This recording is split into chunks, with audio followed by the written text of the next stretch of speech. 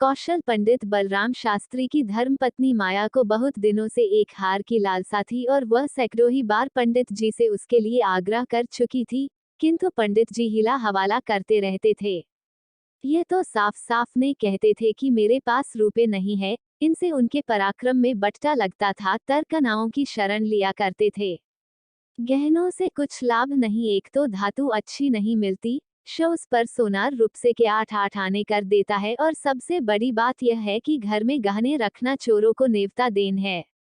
घड़ी भर श्रृंगार के लिए इतनी विपत्ति सिर पर लेना मूर्खों का काम है।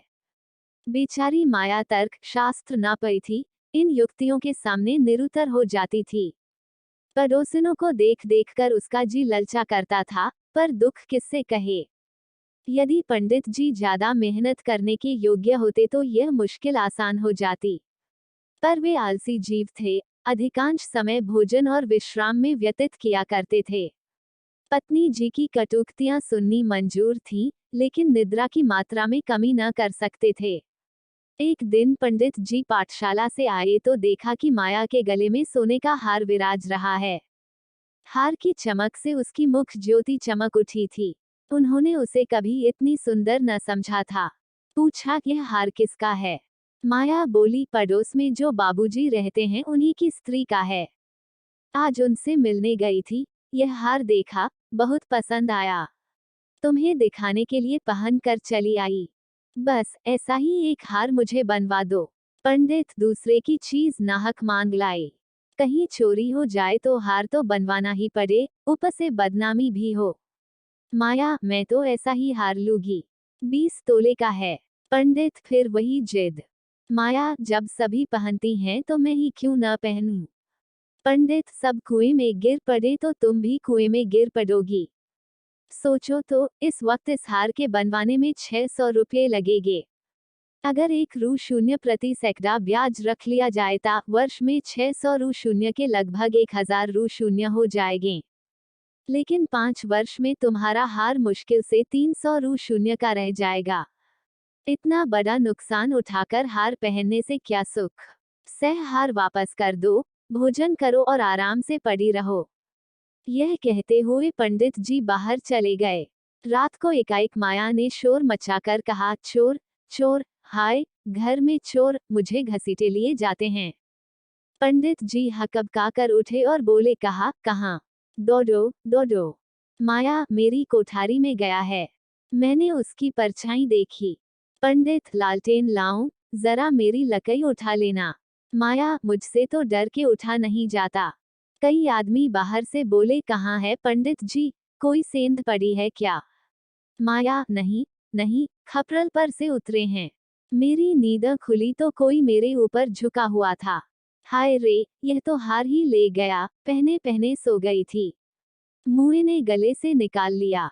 हाय भगवान, पंडित तुमने हार उतार क्या न दिया था?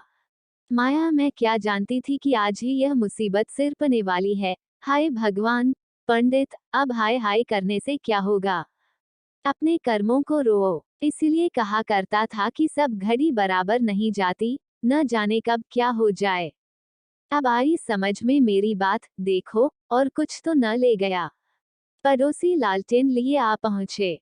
घर में कोना कोना देखा, करियां देखी, छत पर चका देखा, अगवाड़े पिछवाड़े देखा, शौच गृह में झांका, कहीं चोर का पता न था।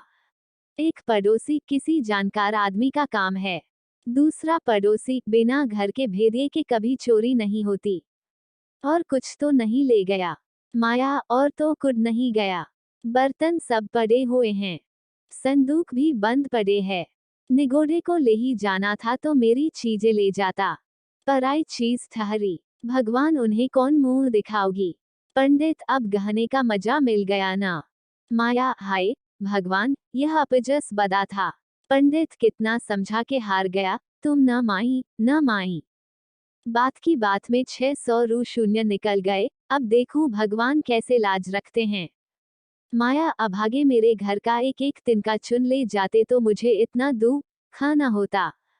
अभी बेचारी ने नया ही बनवाया था। पंडित, खूब मालूम है, 20 तोले का था। माया, 20 ही तोले को तो कहती थी। पंडित, बधिया बैठ गई और क्या। माया, कह दूंगी घर में चोरी हो गई। क्या लेगी? अब उनके लिए कोई चोरी थोड़े ही करने जाएगा। पंडित, तुम्हारे घर से चीज गई, तुम्हें देनी पड़ेगी। उन्हें इससे क्या प्रयोजन कि चोर ले गया या तुमने उठाकर रख लिया। पति आएगी ही नहीं। माया, तो इतने रुपए कहाँ से आएंगे? पंडित, कहीं ना कहीं से तो आएंगे ही, नहीं तो लाज कैसे रहेगी? मगर कि तुमने बड़ी भूल। माया, भगवान से मंगनी की चीज भी न देखी गई। मुझे काल ने घेरा था, नहीं तो इस घड़ी भर गले में डाल लेने से ऐसा कौन सा बड़ा सुख मिल गया। मैं हूं ही अभागिनी। पंडित, अब पछताने और अपने को कोसने से क्या फायदा? चुप होके बैठो। पड़ोसन से कह देना, घबराओ नहीं, तुम्हारी चीज जब तक लौटा न देंगे तब तक हमें चैन न आएगा। पंडित बालकराम को अब नित्य ही चिंता रहने लगी कि किसी तरह हार बने। यूं अगर टाट उलट देते तो कोई बात न थी, पड़ोसन को संतोष ही करना पड़ता, ब्राह्मण से डाडम कौन लेता। किंतु पंडित जी ब्राह्मणत्व के गौरव को इतने सस्ते दामों न बेचना चाहते थे। आलस्य छोड़कर धनोपार्जन में दक्षित हो गए।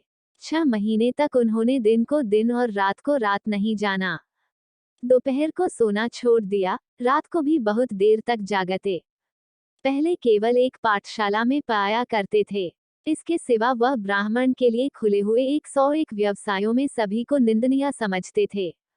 अब पाठशाला से आकर संध्या एक जगह भगवत की कथा कहने जाते, वहां से लौटकर 11-12 बजे रात तक जन्म कुंडलियां, वर्षफल आदि बनाया करते। प्रातः काल मंदिर में दुर्गा जी का पाठ करते। माया पंडित जी का अध्यवसाय देखकर कभी कभी पछताती कि कहां से मैंने यह विपत्ति सिर पर ली, कहीं बीमार पड़ जाए तो लेने के देने पड़े। उनका शरीर क्षीण होते देखकर उसे अब यह चिंता व्यथित करने जगी। यहाँ तक कि 5 महीने गुजर गए। एक दिन संध्या समय वह दिया बत्ती करने जा रही थी कि पंडित जी आए, जेब से पुड़िया निकालकर उसके सामने फेंक दी और बोले, लो, आज तुम्हारे ऋण से मुक्त हो गया।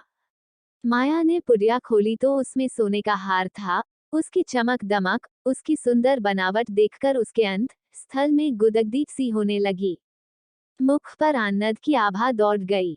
उसने कातर नेत्रों से देखकर पूछा, खुश होकर दे रहे हो या नाराज होकर? एक पंडित, इससे क्या मतलब? ऋण तो चुकाना ही पड़ेगा, चाहे खुशी हो या ना खुशी। माया, यह ऋण नहीं है। पंडित, और क्या है? बदला सही। माया, बदला भी नहीं है। पंडित, फिर क्या है? माया, तुम्हारी निशानी। पंडित, तो क्या ऋण के लिए कोई दूसरा हार बनवाना पड़ेगा? माया, नहीं नहीं, वह हार चारी नहीं गया था, मैंने झूठ मूठ शोर मचाया था। पंडित, सच? माया, हाँ, सच कहती हूँ। पंडित, मेरी कसम। माया, तुम्हारे चरण छूकर कहती हूँ। पंडित, तो तुमने मुझसे कौशल किया था? माया, हाँ। पंडित, तुम्हें मालूम है तुम्हारे कौशल का मुझे क्या मूल्य देना पड़ा? माया, क्या 600 रु शून्य से ऊपर? पंडित, बहुत ऊपर। इसके लिए मुझे अपने आत्मस्वातंत्र्य को बलिदान करना पड़ा।